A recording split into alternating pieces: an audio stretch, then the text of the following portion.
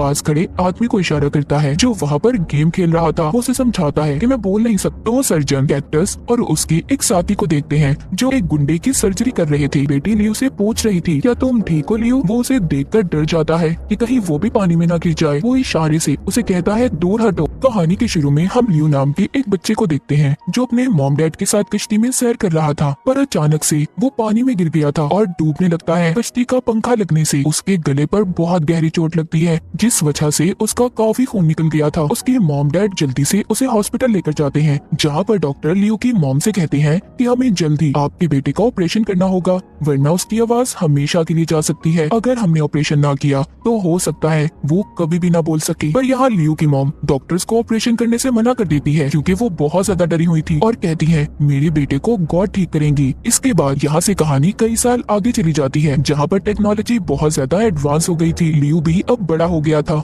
लेकिन वो अभी भी बोल नहीं सकता था। शाम को लियो अपनी दोस्त से मिलने जाता है जिसका नाम नाजरा था। वो उसके लिए एक तोहफा लाई थी। जो वो उसे खोलता है तो उसमें मोबाइल फोन था। वो कहती है ये तोहफा इसलिए है ताकि हम दोनों मैसेज पर एक दूसरे से बात कर सके क्योंकि लियो बोल तो नहीं सकता था। इतनी टेक्नोलॉजी के दौर में भी लियो इन चीजों से बहुत दूर था। उसको मोबाइल फोन भी सही तरह से चलाना नहीं आता था। उसकी दोस्त नादरा उसको फोन भी चलाना सिखाती है। ये दोनों एक क्लब में जाते हैं। दोनों यहीं पर नौकरी किया करते थे। लियो यहाँ पर बारटेंडर था तो वहीं पर नादरा वेट्रेस की जॉब करती थी। वहीं पर दो आदमी नादरा को छेड़ने लगते हैं। वो गलत तरीके से उससे बात कर रहे थे। ये बात वहाँ पर खड़ा नादरा का एक दोस्त भी देख रहा था। वो उसे बाहर लेकर चला जाता है और पूछता है क्या तुमने पैसों का इंतजाम किया? वो कहती है नहीं, अभी तक तो नहीं, और ना ही लियो को मैंने अपनी पुरानी जिंदगी के बारे में बताया है। ये सब बातें करके वो दोनों दोबारा से क्लब में जाते हैं और नादरा अपना काम फिर से शुरू कर देती है। लेकिन फिर से वही दो आदमी आकर दोबारा से उसके साथ बदतमीजी करने लगते हैं। इस बार उन दोनों को लियो ने देख लिया था। वो उनमें से एक आदमी को बाथरूम में ले जाकर मारने लगता है। नादरा लियो को समझाती है तुम्हारे गुस्से की वजह से हमारी जॉब जा सकती है। इसके बाद बार के गार्ड्स ने भी उन दो आदमियों को निकाल दिया था। अब तभी नादरा को एक आदमी की कॉल आती है जो उसको एक जगह का एड्रेस बता रहा था जो वो उसको अपने हाथ पर लिखने लगी थी। पर तभी लियो उसे अपनी छोटी सी डायरी देता है। नादरा उसी पर उस जगह का पता लिखती है। लियो अपने घर जब रात को सो रहा था तो उसे बाहर से किसी के रोने की आवाज आती है। जब ये जाकर देखता है तो बाहर नादरा थी जो जमीन पर बैठी रो रही थी। वो कहती है लियो मैंने तुम्हें कुछ बताना है जो बहुत जरूरी है। तभी लियो अपनी छोटी सी डायरी में उसे लिखकर बताता है कि तुमसे ज्यादा मेरी जिंदगी में जरूरी कुछ भी नहीं। वो कहती है लियो तुम मेरे बारे में कुछ भी नहीं जानते, और ये कहकर वहाँ से जाने लगी थी। दूसरी तरफ दो सर्जन कैक्टस और उसके एक साथी को देखते हैं जो वहाँ पर एक गुंडे की सर्जरी कर रहे थे जिसको 5 गोलियां लगी थी। दरअसल वो एक बड़े आदमी के लिए ब्लैक मार्केट में काम किया करते थे जिसका एक बहुत बड़ा हैकिंग का डिपार्टमेंट था। मगर अब कैक्टस इस काम को छोड़कर अपनी बेटी को लेकर यहाँ से जाना चाहता था, इसीलिए उसने अपने बॉस से अपनी और अपनी बेटी की नकली आईडी बनाने का कहा था। कैक्टस वहाँ पर जिस गुंडे की गोलियां निकाल रहा था उसके साथी से पूछता है तुम्हारे बॉस कब तक मेरा काम करेंगे? वो कहता है बहुत जल्दी।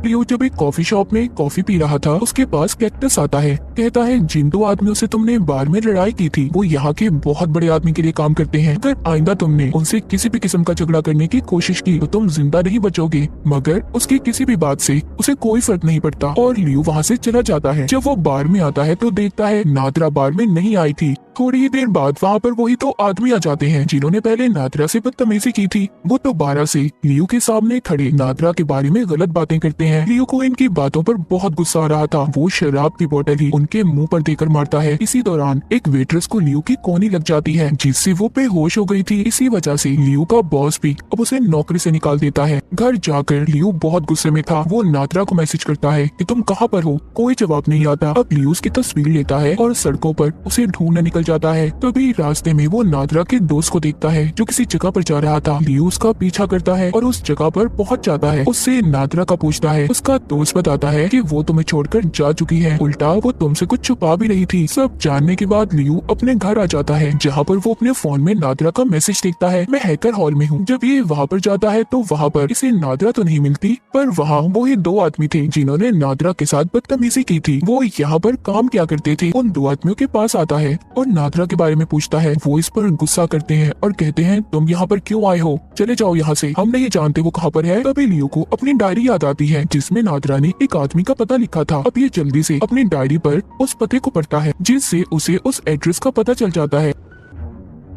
ये जल्दी से वहाँ पर पहुँचता है। जब ये जाकर दरवाजे की बेल बजाता है तो एक आदमी दरवाजा खोलता है जिसका हुलिया थोड़ा अजीब था। लियो जाते ही उसके घर में बहुत सारी लड़कियों की तस्वीरों को देखता है जो दीवार पर लगी हुई थी। वो आदमी कहता है ये सभी वो लड़कियां हैं जो मेरे साथ अब तक रह चुकी हैं। तभी लियो एक तस्वीर देखता है जिस पर नादरा लिखा हुआ था। वो आदमी कहता है ओ अच्छा ये लड़की, इसके साथ भी मैं रहा हूँ। वो आदमी ये समझ रहा था कि इसके पास लियो पैसे लेने आया है और इसको उसी आदमी ने भेजा है जो इसके पास लड़कियां भेजा करता था। इस आदमी की बात पर बहुत गुस्सा आता है जब ये नादरा के बारे में ऐसी बातें कर रहा था, इसलिए ये वही पैसे इसके मुंह में डालकर इसे बहुत मारता है। अब ये होटल में उसी आदमी के पास आया था जिसने नादरा को उस जगह पर भेजा था। वो उस आदमी से पूछता है नादरा कहाँ पर है। वो कहता है मैं नहीं जानता। तभी लियो उस आदमी को अपनी डायरी पर लिखकर बताता है कि तुम्हारे बॉस को पता है तुम उनकी वेट्रेस को गलत इस्तेमाल करके पैसे कमाते हो। उसको नादरा की तस्वीर भी दिखाता है जो उसे उस आदमी के घर से मिली थी। अब वो आदमी डर गया था। वो वहाँ पर बैठे गार्ड से कहता है कि इस आदमी को बाहर निकालो, ये मुझे कब से तंग कर रहा है। और अब भी नादरा के बारे में लियो को कुछ भी नहीं बताता। लियो उस आदमी के दिए हुए पैसे इसके मुंह पर फेंक कर चला गया था। वो अब स्विमिंग पूल में जाता है और बहुत चिल्लाता है क्योंकि वो परेशान हो गया था।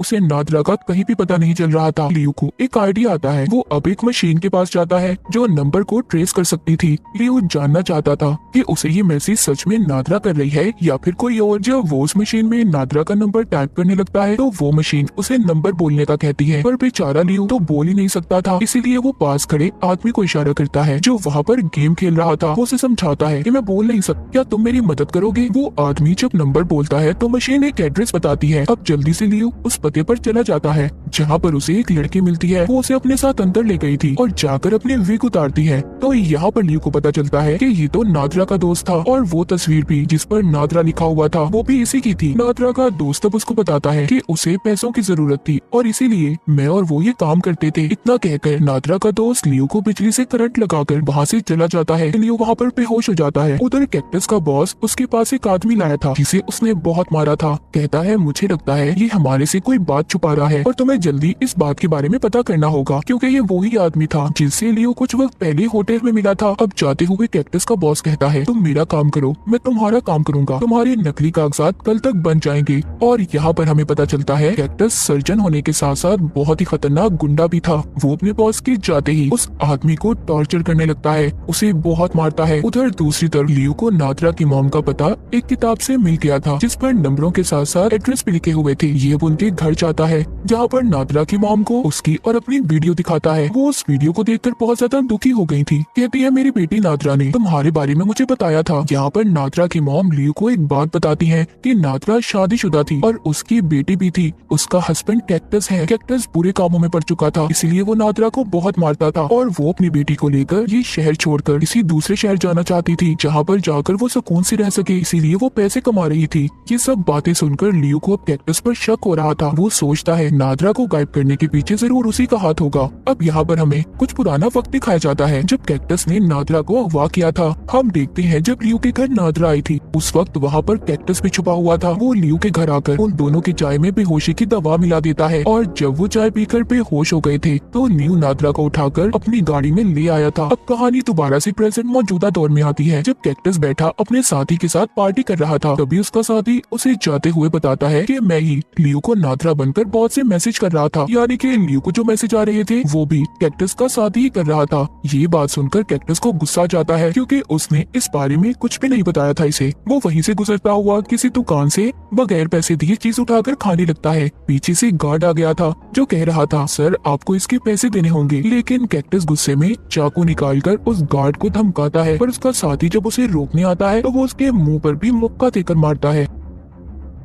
उधर लियो जब अपने घर में था वो नादरा के नंबर पर मैसेज करके पूछता है कि कैक्टस मुझे कहाँ पर मिलेगा। उसका जवाब आता है वहीं पर जहाँ तुम पहले काम करते थे, मतलब बार में। लियो के मैसेजेस का जवाब कैक्टस का साथी ही दे रहा था। ये बहुत बड़ा लकड़ी का डंडा लेकर बार में जाता है जहाँ पर ये पहले बाहर खड़े गार्ड्स को मारता है, फिर अंदर जाकर सभी लोगों को और आखिर में बॉस के सिर में एक पुतला उठाकर जोर से मारता है जिससे वो घायल हो गया था। लियो यहाँ से कैक्टस के सारी आईडीज और पेपर्स लेकर चला गया था। उधर दूसरी तरफ कैक्टस भी अपनी बेटी को लेकर बार में आ रहा था क्योंकि उसने अपने नकली पेपर्स लेने थे। जब वो वहाँ पर आकर देखता है तो परेशान हो जाता है क्योंकि सारे लोग जख्मी थे। जब ये अपने बॉस के पास जाता है तो वो जख्मी हालत में बताता है यहाँ पर लियो आया था, उसने ही सभी का ये हाल किया है। अब ये जल्दी से अपने घर की तरफ जाता है क्योंकि वो जानता था कि उन पेपर से लियो को उसके घर का पता चल गया होगा। जाते हुए ये अपने साथी को भी कॉल कर देता है कि वो जल्दी से इसके घर पर पहुंचे। उधर दूसरी तरफ लियो कैक्टस के घर पहुंचकर बेसमेंट में जाता है जहाँ पर पहले वो उस आदमी को आजाद करता है जिसको कैक्टस ने अपने बॉस के कहने पर कैद किया हुआ था। इधर कैक्टस भी अपने घर पहुंच जाता है जहाँ पर पहुंचकर वो पहले अपनी बेटी को एक कमरे में छुपने का कहता है और बाहर से दरवाजे को बंद कर देता है। फिर अपना तेज धार चाकू निकालकर बेसमेंट में जाता है। उधर अंदर बेसमेंट में लियो एक लकड़ी के दरवाजे के पास पहुंचता है जो बंद था। कैक्टस आकर सबसे पहले उस आदमी को मारता है जिसको लियो ने आजाद किया था। वो लियो के पास आता है और अपने गले से चाबी निकालकर उसकी तरफ फेंकता है जो उसी लकड़ी के दरवाजे की थी। वो कहता है जाओ उस दरवाजे को खोलो, तुम्हारे लिए कुछ खास है। जब ये खोलकर अंदर जाता है तो पहले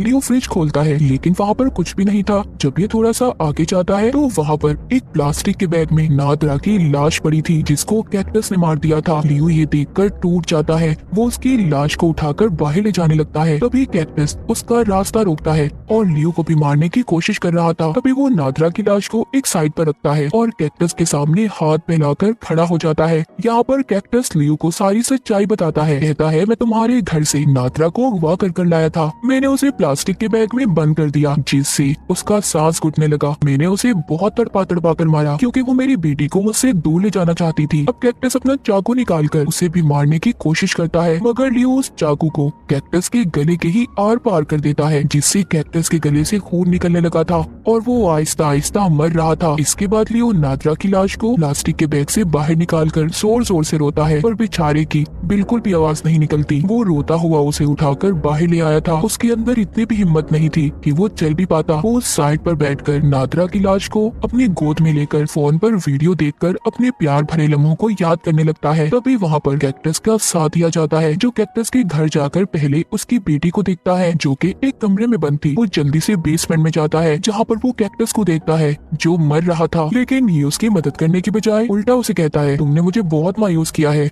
हमेशा मेरी बेइज्जती की है, बदला लेने का वक्त आ चुका है। उसकी बेटी को भी ले जाता है। कैक्टस ये सब स्क्रीन में कैमरे की मदद से देख पा रहा था। वो जान चुका था कि वो उसकी बेटी के साथ अच्छा नहीं करेगा। ये देखकर वो मर गया था। इसके बाद वो जाकर लियो को भी बेहोश कर देता है और उसे अपने क्लिनिक में ले जाकर उसके गले का ऑपरेशन करता है। उसमें एक वॉइस बॉक्स डाल देता है। अगली सुबह वो लियो को गाड़ी में एक पुल पर ले जाता है जहाँ पर उसके साथ कैक्टस की बेटी भी थी। वो उसको गाड़ी से निकालकर पहले बेंच पर बिठाता है, फिर उस पुल पर लगा जंगला खोल देता है। वो उसकी आवाज में लियो से सॉरी सुनना चाहता था। वो बार बार लियो से कहता है सॉरी बोलो, तुमने मेरे दोस्त कैक्टस को मारा है। पर लियो यहाँ पर कैक्टस के साथी को कस के पकड़ लेता है और पानी में छलांग लगा देता है और उसे तब तक पकड़ कर रखता है जब तक वो मर नहीं जाता। फिर लियो पानी के ऊपर आता है जहाँ पर पुल पर बैठी कैक्टस की बेटी लियो से पूछ रही थी क्या तुम ठीक हो लियो। वो उसे देखकर डर जाता है कि कहीं वो भी पानी में ना गिर जाए। वो इशारे से उसे कहता है दूर हटो पर वो नहीं हटती। अब लियो जब जोर से चिल्लाता है कि दूर हटो तो लियो की पहली बार आवाज निकलती है। उसने भी पहली बार अपनी आवाज को सुना था। वो पुल के ऊपर आ गया था जहाँ पर कैक्टस की बेटी उससे कहती है तुम्हारी आवाज कितनी फनी है ना। दोनों हंसने लगते हैं। वो कहता है मैं तुम्हें तुम्हारी नानी के पास ले जाऊंगा जो तुमसे बहुत प्यार करती है। और इसी के साथ ये कहानी यहीं पर खत्म हो जाती है।